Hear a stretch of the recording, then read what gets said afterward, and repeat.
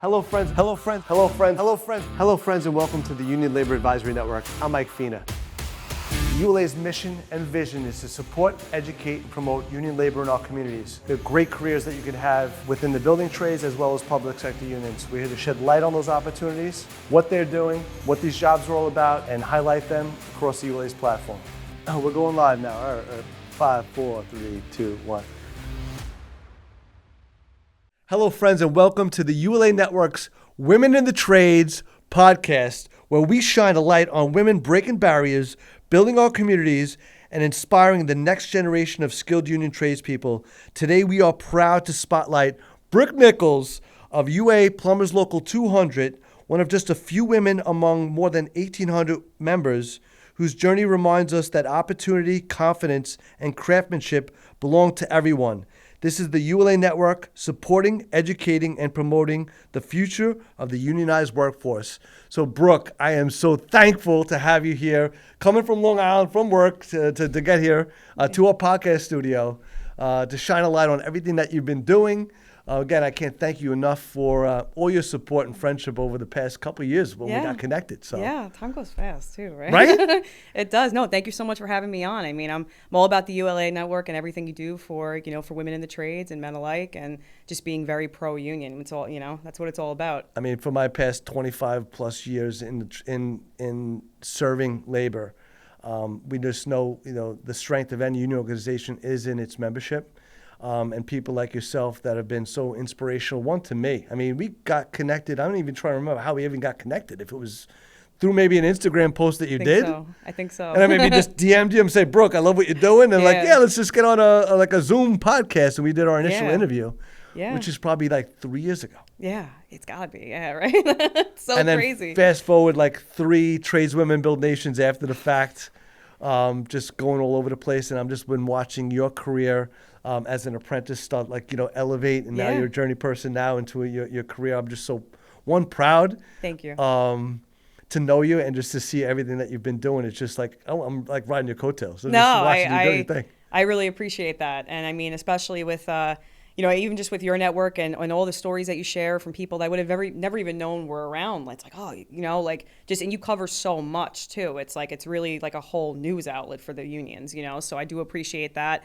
And I appreciate you being a part of my story. I share what I can. I try to be as real as possible and just connect with others. And that's really what it's all about, right, at the end of the day. Well, that's what people want to hear. I mean, I want real stories from real people and highlighting some people that, have had tough times and found a life, a career, and a family within the building and construction trades, the unionized trades. Mm-hmm. Because, previous podcasts that I've had, it's like the training centers are that breeding ground where you could just create and educate yourself and create a skill set that nobody could take from you. Yeah. And I know you're going to elaborate a little bit on that, but before we even get started, who is Brooke? How did you get started? How did you even find out about the trades? Because I know you had a lot of different positions and careers. Yeah. And you got kids too, so how you juggle that? I mean, God bless you. I don't know. It's everybody's got a story, right? And in order to tell the whole story, it's always a beginning. You tell the beginning. So I'm not shy to talk about my past in the sense that I was in a special education. I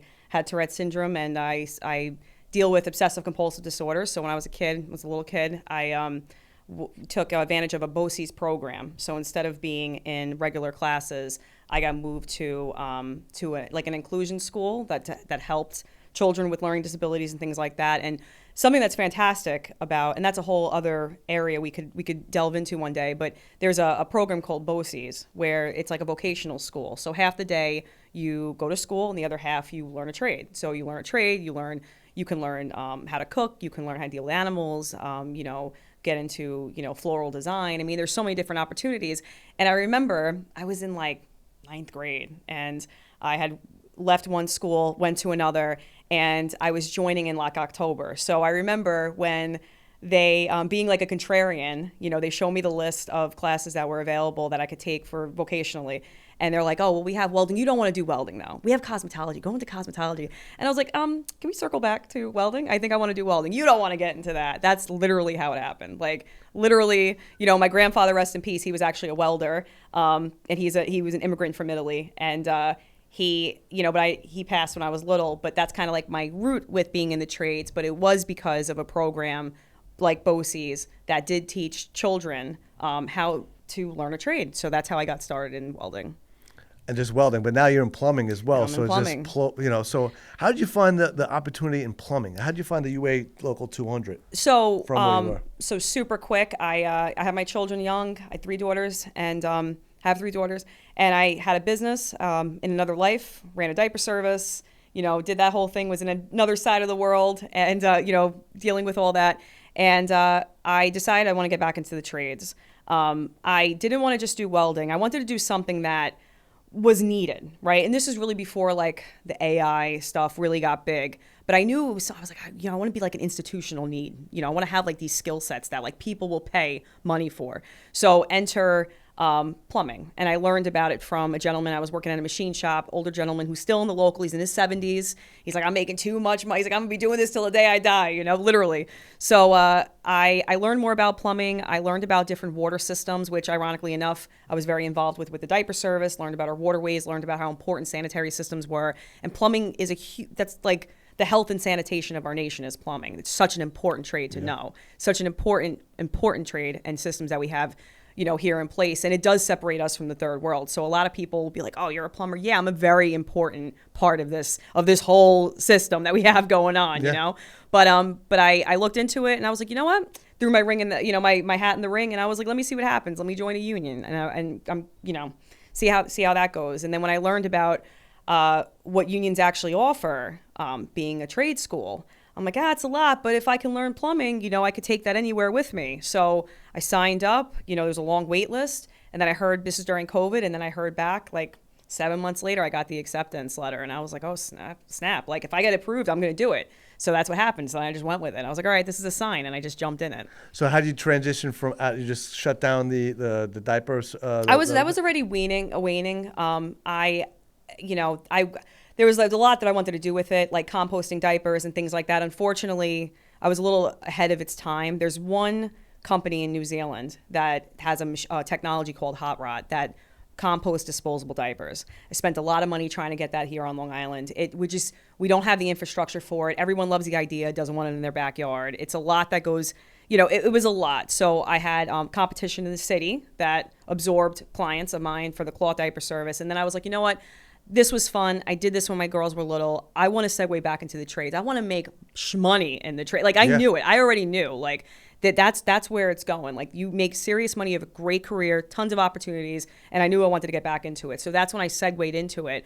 But again, I was interested in more, I don't want to say the environmental aspect of it, but plumbing, there's so many facets of it that are so important that a lot of people just don't know about, So I was very interested in plumbing over, like I'm a coward too. When I was on this job sites with being an electrician, anytime someone tells me electrician, I was like, I give you props because I am like so like chicken when it comes to that. Like and that's important, but I wanted to be like in there with plumbing. So that's like how the segue happened. You found the passion in the plumbing. I did, and it wasn't even just because like, I want to turn wrenches. It was more or less like, what does this do for our community? Like what does this do for, moving forward, not even for job opportunities for women, but like in our society, like how important this is, clean water, learn about clean water. And it's too many rabbit holes to get into, but I was very interested in plumbing.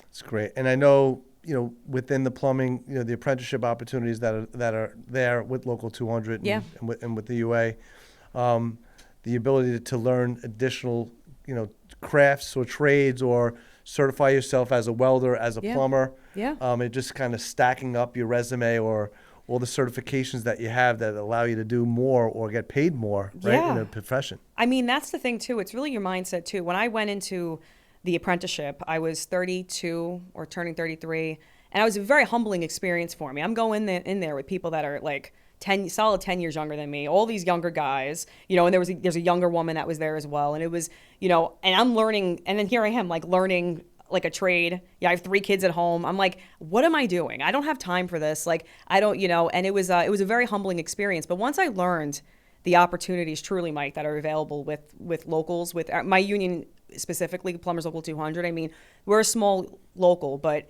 what they offer to the membership, if they take advantage of it, is absolutely like priceless. I mean, really, it's just the connections, like you said, like the certifications and the things that you can get experienced in that edges you out in the competition when you're in the field, like med gas, welding. There's so many different things you can learn. We have a program with our coordinator, Bob, who's doing rigging. I mean, they don't really teach rigging like that, and it's needed, and it's a very important skill set to learn. So I think a lot of people, when they look into unions, they don't look into the right things. They don't look into the opportunities that you have for the community and for the membership. There's a lot. And then you start to become specialized, and then people start to learn more about unions, how much actually goes into a union, why we deserve our wage. And I think once people know more, then, they could appreciate it more. There's a lot that goes into it. Yeah, and now that you're in the field working with some, really great signatory contractors, that are working within, Long Island, getting the opportunities and understanding why these signatories are hiring from the union labor, trade pool. Yeah. And picking up somebody like, a blue chip person like yourself. Yeah. To say this person's got all the certifications, the passion and the drive. These are the people that we want to employ. Right. Exactly. Exactly. It's, the signatory contractor I work for, it's one of the biggest on the East Coast, the outfit. It's huge plumbing outfit. And just what goes into what you have to know in order to run these jobs. I mean, you're dealing with, and plumbing's not, I tell people all the time, it's not just switching bowls out sinks, fixing showers. It's heavy stuff, man. Yeah. You're opening up roads. I mean, there's a lot that goes into it. You're dealing with hospitals, the medical gas side of it. You have one error, like that could be a fatality. It's so important that you're specialized and skilled, and these unions, they're putting millions of dollars into their apprenticeship programs, and people have a lot of things to say about it, but when you really look into it, you're not getting that other places. You're not going to go to an apprenticeship school for free, work during the day, go to school at night, and then make $100,000 a year when you're done with the program. Like that, where else are you going to do that? You know what I mean? So that's why I'm such an advocate for unions because of and what they offer. Yeah, and you talked about BOCES, going up from the high schools. I'm seeing a lot of the public sectors, schools now really reinvigorate the vocational careers that are out there because there is such a need, and a lack of skilled tradespeople that are required for a lot of the infrastructure or the construction things that are happening today. Yeah. So it just gets me pumped, and I'm like, watching people like yourself, really advocate for the trades, like we talked about before, like women in the trades. For me, going to Trades Women Build Nation for the past three years and watching it grow. And meeting people like yourself or your peers across the country, and connecting, sharing those experiences, just gets me. I just get excited. I want to be part of it and play a role in promoting a lot of these opportunities because there's so many people that, like you, found this career and now know what these opportunities could look like. And again, the world's your oyster. I mean, look, 5 years from now, you're going to be in a whole nother position doing some really cool things. We'll see how it goes. And I can't wait to watch because we're going to be doing this stuff for a while. I mean, you're not leaving me. We're connected. No, I think, and what's crazy too is that if you think about there's so many different areas, fields that you can go into, maybe coding, let's say, right? You're kind of pigeonholed into coding now. Now, when you have AI who takes your job over, where am I going to segue? Where can I move?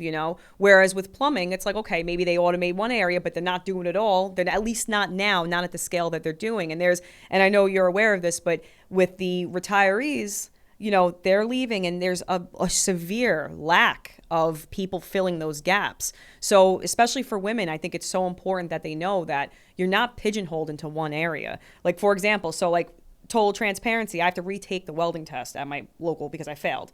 But I can say that because they have strict standards for how and I want to be the person that could pass like that. I don't want to just skate by the skin of my teeth. That's how strict this is. But once you know that, I can take that and be like, all right, well, now I'm a welder. Now I can do this. Now I can do that. And you can segue. You'd be like, you know what? Like right now I work behind the scenes. I really like it. I'm learning a lot about different facets of the company. And, there's a lot that goes into it. But maybe I'm like, you know what? I want to turn wrenches. I want to do this. I want to work in a hospital. There's so many different opportunities. And a lot of women feel that they're pigeonholed because maybe they have childcare issues or maybe they feel like they don't have the skill set. But there's so many opportunities to learn these things. Even just to shake hands and have someone be like, you know what? I like your drive. Come in. They need people that are hungry and that are willing to work. That's the biggest thing. Absolutely. And the training centers, we talked about this before. We had a previous podcast with one of the training center directors. Yeah. And their responsibility is to make sure people are as best, as trained as possible. One, from a safety standpoint, because the construction industry is, a dangerous job in certain professions. Yeah. So you need to make sure safety and the education is up. The most, trained, highly skilled people that you could work with. In addition to like all the different certifications from that training center. So, Right. I just get pumped all the time. I mean, I don't know. I'm just saying I get pumped, but it's people like you sharing those particular stories and just pushing things forward. Yeah. That we just need to keep And even the money side, man. Yeah. I mean, the bennies, like these people, like they're looking at it. Maybe I've heard of disgruntled apprentices join and be like, "Oh, I'm not making a lot." Give it a couple years. Get a little, rough your skin up a little bit. Get a little know-how in the trade. I'm telling you, it's worth it. There's so many places, so many companies, especially in the private sector, that are cutting pensions. My local has 2 pensions. The insurances, dental. I mean, it's like they have, some companies might have 401ks, but they don't have all the other accolades that come with being a part of a union, and it's like, and especially being a strong unit of people that are working towards their job security. That's the biggest thing. And I feel like a lot of people they really underutilize what a union can do and what it can do for your life. So that's why I'm such a big advocate for women. Like, for example, the UA, the United Association of Journeymen and Pipe Fitters, they have a program like others. I believe the Electricians Union have this, but there's stipends for women to send their children to daycare. Yeah. That they will, that's huge. That's something that these other companies, a lot of these companies, they don't care. They're like, just get to work. I don't give a damn what you do, Whereas the union's like, let's look out for the family unit. Let's look, how can we enrich the lives of these women that want to be a part of our local? And I think that's what people need. We need to go back to community, and the way that you do that, in my personal opinion, is by joining a union. Yeah. I mean, listen, just economic development. You're dealing with large membership groups, so they're looking out for the better benefit of everybody as a whole, Yeah. not just individually. Of course. So when you look at negotiating these particular rich benefits, making sure that people have a living wage can do that. Yeah. Women in the trades now, daycare is a major piece, right? It's huge. Again, you getting on a job site at 4 a.m., 5:30 a.m. I mean, daycare is not even open just yet. How do you there's a gap there, and I've been watching.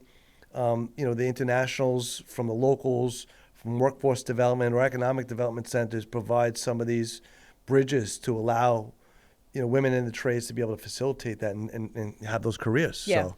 So, and those are programs that need to be promoted, advocated for, and showcased too, because they're available. Yeah. And whether or not people even know about them or take advantage of them is, one thing. I think it's just awareness. And utilizing the services that have been negotiated for the members as well to really round out those rich benefits that you talked about. Yeah, absolutely. Absolutely. It's a community effort. That's a good point that you bring up, that it's not just looking out for the individual. And that's the whole thing when you look into, even just the inception of unions. It was people coming together. It was fighting for the 8-hour workday. It was fighting for weekends. It was, it was for the betterment of the membership, the group of people. I mean, it's how soon we forget that we didn't have, from sun up to sundown, we were working. We didn't have breaks. We didn't have vacation time. We didn't have these things, vacation checks that the unions give, that were very handsome in my opinion. We didn't have weekends. You worked sun up to sundown. You didn't have OSHA. They didn't give a damn. Get the job done. Who cares what you're breathing in? I don't care. Make me my money. That's what it was. And then unions come in and they start to, want to improve people's lives. That's the biggest thing. And it's we forget it because we're, 2025, we all have our own things going on and the world is the way it is. But we're very pampered in a lot of ways because a lot of people take for granted what they fought for. You stand on the graves of the people that were before you that fought for the rights that a lot of people don't appreciate, So, and unions have a heavy hand in that. Yep. And again, I see a new era, a new wave of opportunities because of the lack of skilled tradespeople, and Right. there's such a big need. Yeah. So as people try to gear up, those BOCES schools become, very necessary. Those Yeah. vocational schools become so necessary because you want to inspire the next generation at a younger age and educate them on what these careers could look like for the long term, and know that these are careers that they could have, not just jobs. Yeah, and also it's, the vocational schools are very important as well because there are some children that simply don't learn through a book. I was one of them. I need hands-on. You got to show me hands-on. So people go through the school system and maybe they're not exposed to that, and then they never reach their full potential, because then they go through life thinking they're stupid, and then you have a whole generation of people that are trying to recover from childhood wounds from schools that they never supported them. So it's like when you have these vocational schools, you're opening up a pathway for people to really recognize their full potential. And that's like there are people that I've met in the field that I'm like, people are so talented. They just don't tap into that. And it's like it does need to be a need for that. Even with the unions, like what they offer, the outings they offer to meet people, to just have some kind of sense of humanity, and that you're a part of something bigger than yourself is just a big deal. I believe it 100%. Yeah. And again, my past profession in the banking and finance had the privilege and the opportunity to meet so many different trades. Yeah. And meet so many different people. And the underlying values for any union group is really in its membership and just, working together, collectively we're stronger, those mottos. Yeah. And I truly believe that. And, people like yourself of like mind that really share in those values and those those beliefs, we could do a lot of really good things together. And that's why, I'm just so happy to know you, one, and just see your progression and see people in your pockets that you got to work with. Yeah. Really start to grow. It's fun. just awesome. It's fun.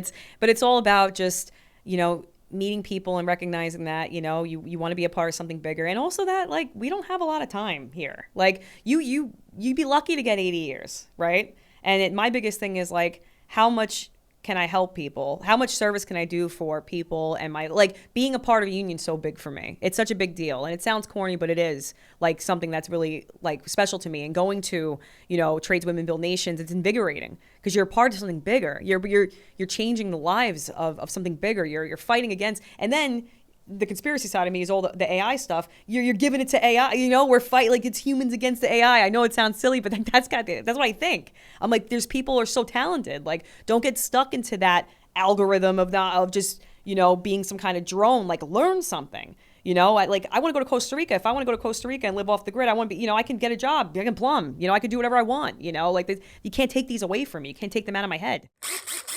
I'd like to take a moment to thank Hack, Rose, Sharippa, and Chevry for all their support of the ULA Network and our mission to support, educate, and promote union labor in our communities. Thank you. I feel like a sponge because the world is changing so fast. Yeah. Technology is like evolving, every day, like so quickly. Yeah. But those trades, those skills that you have, they don't go away. No. And again, I don't have the 1/10 of the ability that you have. And it just gets me inspired to know people like yourself, because I only wish I could do it all over again.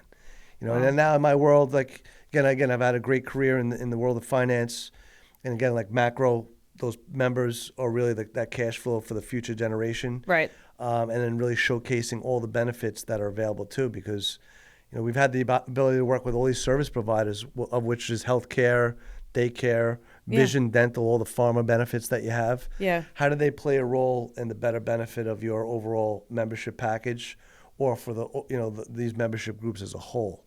And we look to highlight those things as well, just to make sure people are aware of taking advantage of a union, career opportunity, because it's not just the pay package. Yeah. It's those pensions that you know about as well. Huge. It's huge. It's and I don't know why people aren't, people are aware of it, and there's more people. I think the younger generation is really starting to take wind through social media, through things that you've done. I mean, you've been on multiple podcasts too. I mean, you've had somebody from I don't know, it was Tokyo, wherever it was. Korea. Perfect Glow out now. Yeah, exactly. You give a shout out to your crew, because I mean, these are rock star people from across the world that have reached out to you just to understand your career and your opportunities. And this is around the globe. Well, the reason, just to segue super quick with Perfect Glow, is that when I got approached to be on the show, I don't know whether it was quirky, they saw a video, they're like, it might be good TV, right? Let's bring this chick on. But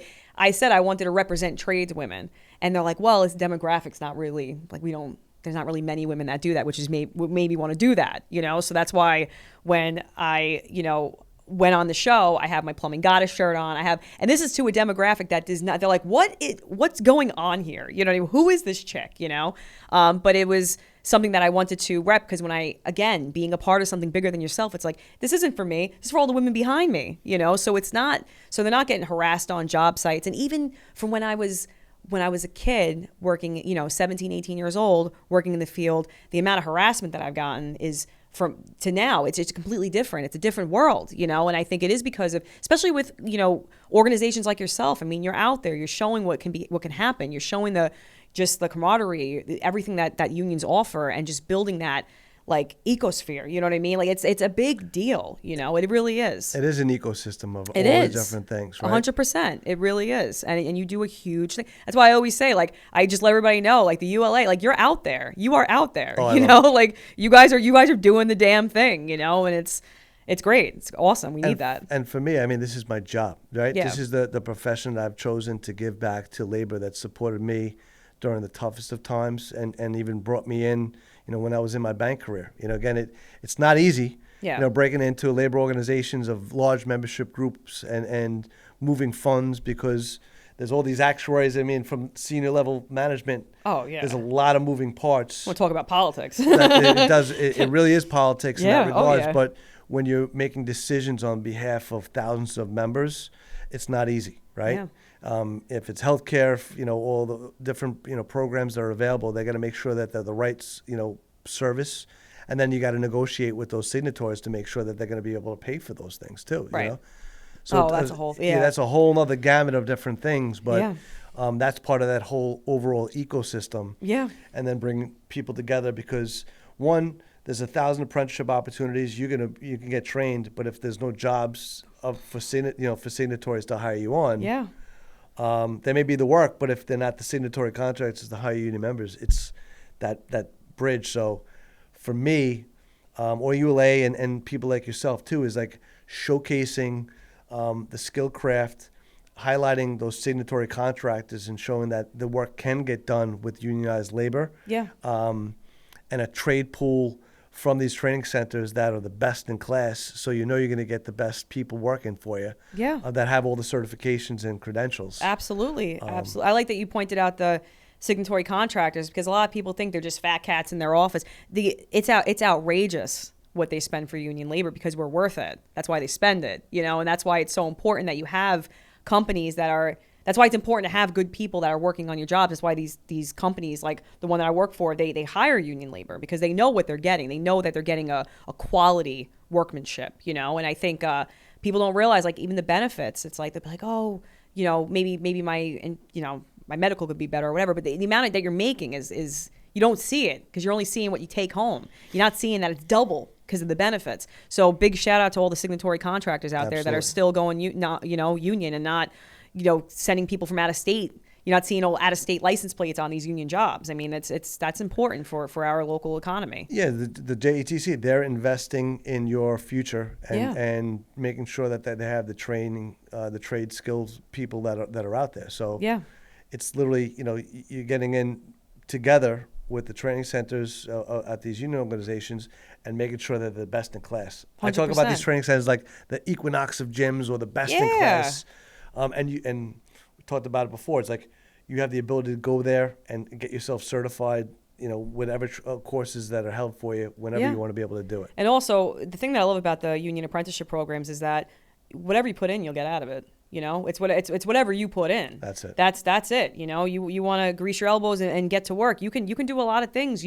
When you turn out of the program after 5 years, you have an associate's degree. If you're like, I want to do something else. Well, now you have an associate's. You can do whatever you want. You can go to college. You can do there's so many different programs that they'll even pay for your college. I mean, people don't tap into that. And my biggest thing is, especially with women in the field, you can do anything you want to do as long as you're willing to work for it, and that's it. And as long as you always have the mind frame that it's not just you and promoting you. Of course, your family, whatever, your business. But if you look at it more or less in the sense of it's the union, what is best for the union, that's what will move you forward more. And that's my opinion, and that's what I've seen. That's worked for me for sure, is that you have people that are behind you, your brothers and sisters that you're moving with. So I'm a part of Plumbers Local 200. I'm happy to say that. I might be a pain in the ass, and some people might not, be my biggest fan, or vice versa, but that's my brother, So it's like, these other plumbers better not say a damn word about it because this is my local, and I'll defend it. And that's how I feel. I feel like I'm part of a family, Yeah. Listen, you have the skill, you have the ability to do just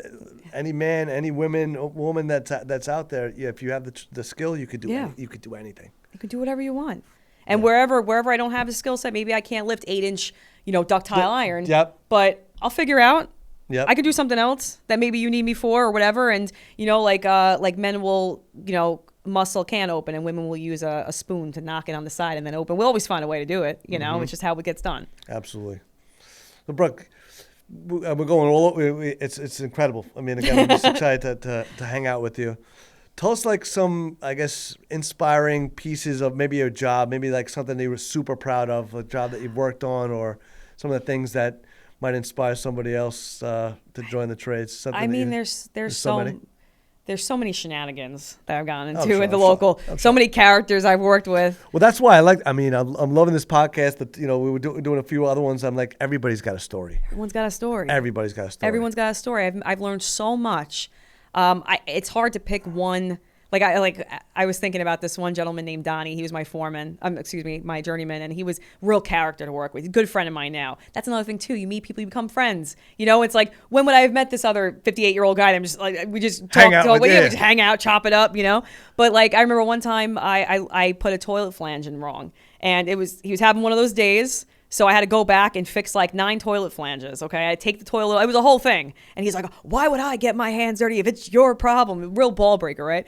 But I did the best toilet flange I could do. I learned, and when I was doing it, it sucked. But then it was like the lesson that I got out of it. And then I was like, anytime I ever did it, it's like, oh, she does the best toilet flange. I know it sounds funny, but it's like just the grit, just learning how other people work, just learning about personalities, how this whole machine moves by all the characters. It's like a whole, like you said, cast of characters. It goes from the signatory contractors down to the apprentices and everybody else involved. It's a whole big machine, So you can be a part of it and be whatever cog you want to be in this machine. You can do one thing right now. You can do something else 6 months later. You can do whatever you want. Biggest thing I would say is to meet as many people as you can because somebody has something to teach you, whether it be the driver for your material, the vendors, anybody. They all have something to teach you. And that's my biggest piece of advice is don't come in there thinking that you can only do so much when it's literally, the whole Union's your oyster. That's how I feel about it. I gotcha. Well, you talked about being together, being part of a union, there's that family. There's so many different subcategories from associations and clubs that are out there. Yeah. Even the women's networks that are like forming across New York area or really across the country. Yeah, definitely. They're having sub chapters. I know ULA Network's going to be building one out. You'll be part of it. Can't wait. Again, really just to bring in, there's how many women are in your trade right now with your local? Around about. That's 6, maybe 5 or 6. 5 or 6. Yeah. Yeah, and then you look at some other groups that may have another pocket of 5 or 6 different women that are out there. Yeah. And again, you're in Nassau, Suffolk. You got New York City. You got a whole group of people that you can connect with. They got like 80 deep, Yeah, yeah. And they're tight. That's why I want local 200 to be. I want like local 1. Exactly. And they do phenomenal work. Yeah. And they help the community. That's another thing too.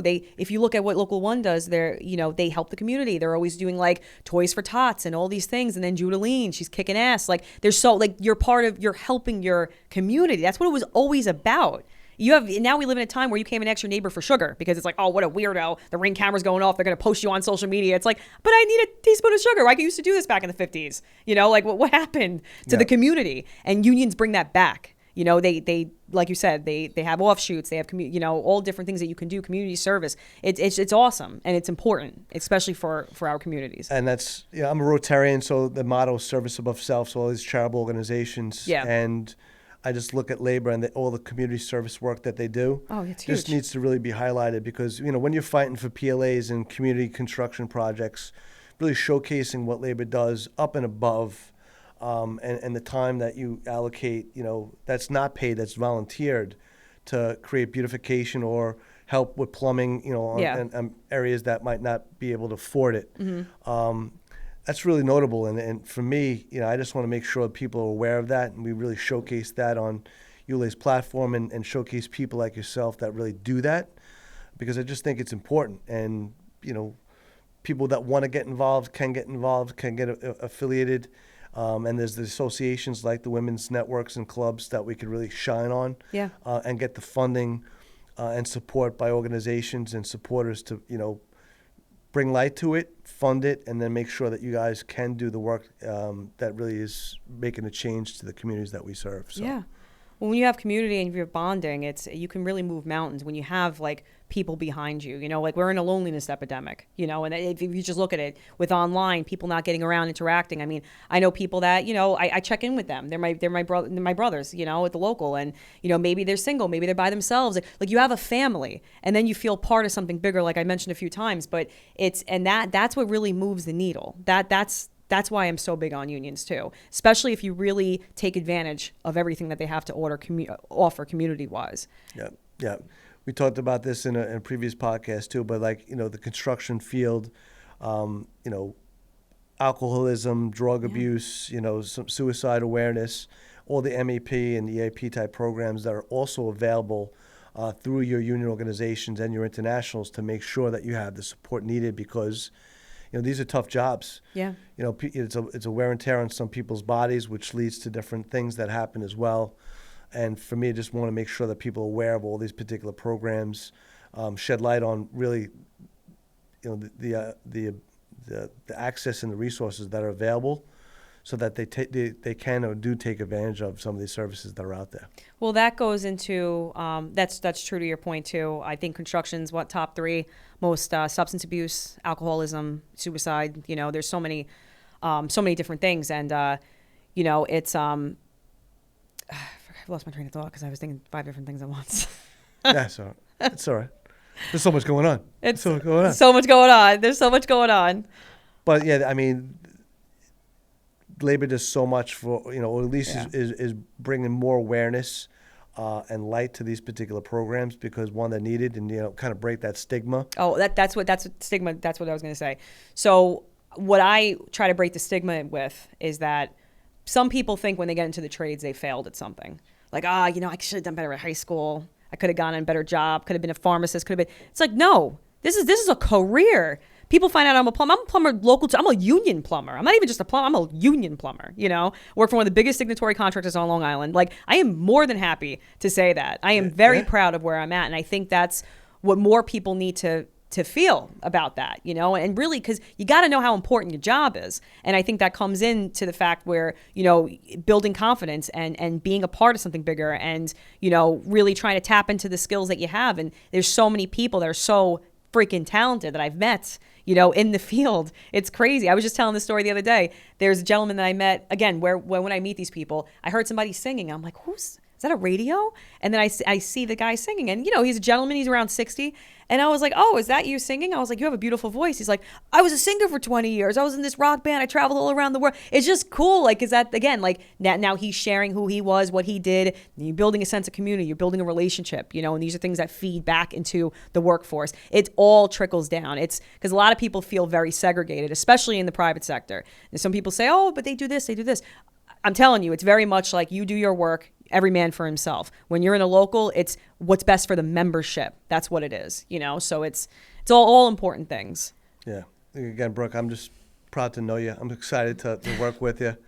And I do need help, obviously, I'm here to help you. Thank God for my wife, Stephanie, keeping me grounded and being a part of this whole process as well. She's amazing. But, our focus going into next year is really just building out some of these clubs and associations. Yeah. To bring people even closer together, and shine light on the resources that are available, raise funds for the people that need it, through scholarships and and I love what you do for the veterans too. I mean, that's so important too. That's amazing. Yeah, again, we talked about this before in memory of my dad, and again, just what's been pushing me forward is labor's helped me and my family more than I can explain, and I've just been so fortunate to meet so many people like you. And so many different trades that become family to me. Yeah. I mean, I go to these events or these conferences, it's like a family reunion. I just love going around there. Yeah. I'm like, this is my job? This is what I do? Yeah. And just trying to really build a career out of it to be the best I can be in the profession that I've chosen. And you support people. The ULA supports people, and especially when you go to the veterans events, you support people. Unfortunately, I had the experience of seeing a veteran that wasn't supported, which was my father. He was a Vietnam veteran. died at 57, wasn't supported, didn't have a community to fall back on, died feeling like he was a failure, you know? So it's like, when I see these things, I know the importance of community, because you can build each other up, you know, because we all go through different things in life, you know, and it's like when you have, like when I went to your Veterans Net, event that you had recently, it was nice to see that, you know, because these people serve our country, you know, they bust their ass, they put their life on the line, and they're young. They have no idea what's going on. You know what I mean? Like, you probably never, you know, their mom was folding their underwear a week before. Now they're at war, you know? So it's like, people don't really look at that, you know, and everything. I'm such a firm believer of relationships. Everything is relationships. So the fact that you build the veterans, you're building this core relationships, you have someone to fall back on. Same thing when it comes to the substance abuse, you have somebody to fall back on, you have resources you can use, you know, it's all about relationships. And I'm just, again, I'm not even just saying it to say it, but what you do is important work, you know, and there's not like sponsored by this, donate for, it's not, you know, and that there's too much of that too. And if you see some of my videos, I just jump right into it. I'm not like, hey, this is life. Okay. I got maybe 50 years, I hope, you know, knock on wood. All right. Like, I'm just going to kick it to you straight and let you know how it is to be a woman in the field. You know, that's just how it is, you know, absolutely. Cut all the other nonsense out. But I love what you're doing, the community. I love what you do with, you know, just getting involved. That's the biggest thing. Just got to get involved, you know? Yeah. And I just want to give back. And if I could serve, like I mentioned, my labor family, the way they've supported me, yeah, and build a career and be able to do that. And then we talked about, you know, the veterans, like your dad not having that access. My father only took those VA benefits 5 years before his death. Yeah. So I'm the oldest of four. Yeah. My father was a dry cleaner. My mother was a Catholic school teacher. So there's no pensions there. Yeah. So to know the amount of money that went, you know, out of pocket, you know, and him taking care of our family, not realizing that he could have taken advantage of his own healthcare benefits for himself and the family. Yeah. The money that was that was left on the table, you know, and for me to know all these access points and just have this network of contacts with the GI Bill and helmets to hard hats and these programs that are there, it's a disservice to me not to be able to share that, and educate the communities that they're available, and these golden ticket opportunities or just the resources that are there. So yeah. I just feel like I have a wealth of connections and knowledge or resources that I want to deploy. Yeah. And then connect with the right people and like people like yourself that have the right mindset or you know, driving in the same lane. Yeah. To put this stuff together, because I know, like I said, I'm trying to figure out ways to delegate or, you know, partner up with people. And, you know, sometimes I have trust issues in the space that, you know, you would think there's a lot of, you know, connections and everybody's happy-go-lucky and solidarity, but you know, money's the root of all evil in certain areas. Mm. But, you know, there's you know, I guess the passion and, you know, the heart of what people are really trying to do from a bigger standpoint is, you know, it always comes to the top. So. Well, I mean, that's how the relationships weed out that. Because eventually it all shakes out, you know, and that's, because I've had people say things about me. Oh, who does she think she is? She's an apprentice. Now she's doing this. She's working with this person. It's like, you know, I think it's beautiful that your family had support, but I grew up very poor, one of seven, you know, one of nine really with my parents. And I know what it's like not to have community support. So for what I do, it doesn't benefit me. It benefits the people behind me that may not have had that. Right. It benefits somebody I may not know that may one day be like, oh, that chick Brooke told me about this, like something somewhere that it helps. And that's how I give back, but more or less give forward, because I didn't benefit my family, but I know what it's like, and I don't want somebody to go through that, you know? So it's like, people can say whatever they want. It's fine. You probably AI anyway. That's what I would say. Be like, are you even real? You know, like, but that's how you have to think. And the work that you do is too real. The relationships, the connections that you have are too real, and you just let everything else is noise. Absolutely. Nah, I love it. Brooke, again, I just thank you for driving out here from work. I live in Narnia, so I have to go hike. I don't know how far that is from here. I mean, I got probably about an hour and a half. I got an hour and a half back into Brooklyn. The boogie down Brooklyn where I live, you know, born and raised. 11209 zip code, Bay Ridge. I'm in the sticks, you know. I like to say I'm 20 minutes from Hampton Bays. Some people say I live right in Mastic. But I mean, it's, you know, tomato, you know what I'm saying? So. Exactly. But again, I want to thank you for, you know, taking your time and doing everything that you're doing. Yeah. Again, we know we're coming towards the end of this year already. I can't believe it's the end of 2025. That's it. But going, you know, I know we're going to do some big things in 2026, and with your help and the support of a whole bunch of other people, we're going to make some really things. You know, we're going to make some noise and make some things happen in That's 2026. it. Let's So I'm just, excited. just keep building better. That's it. Just Yeah. keep growing. And thank you for everything you've done. Thank you for having me here. I'm sorry I was late. Sorry I can't drive. Parking in Huntington, not You easy. see my parking job. I was so offended when I was at work today earlier. I did such an offensive parking job. I went to go blame the guy next to me. I was like, no, I'm taking responsibility for this horrible parking job. But no, thank you for having me. I appreciate it. Absolutely. Well, this leads us to the end of our podcast, the ULA Networks podcast, and the tradeswomen, Build Nations. We just want to, thank you for all that you do. And then this is the, tradeswomen podcast. So I just, this is the first of many that we'll be putting together. So please follow, like, and subscribe to the podcast. If you like it, share it with your friends.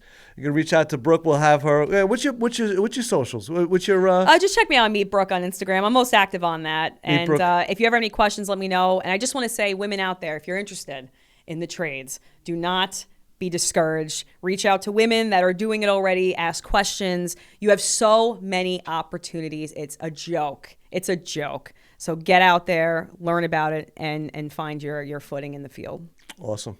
Again, thanks for everything you do, Brooke. Of course. Thank you. Thank you, Mike, for having me. All right.